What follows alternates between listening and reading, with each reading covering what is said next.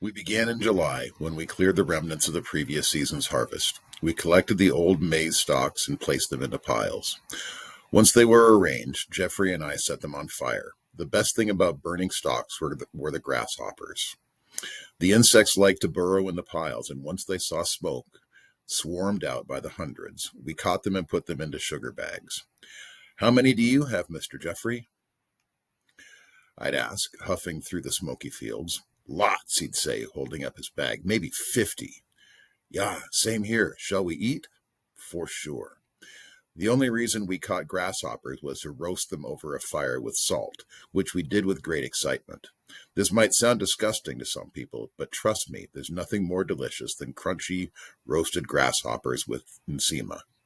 Of course, Jeffrey and I weren't supposed to be hunting and eating grasshoppers while we worked, but in Malawi, we have a saying: when you go to see the lake, you also see the hippos. The hardest work in farming was making ridges. These are long dirt rows that you see in any field. On my farm, we didn't use a plow or a tractor to dig them, but a hoe. And digging them took all of my time. I'd start in the morning before school, waking up at 4 a.m. when the land was still dark and cool. My mother would be ready with a steaming bowl of fala, which is a kind of oatmeal made from maize. After eating, I'd stumble down the trail, dragging my hoe behind me. "Be careful with that hoe in the dark," my father would call out. "I don't want you cutting off your foot." "For sure." The big, bright moon threw creepy shadows along the road.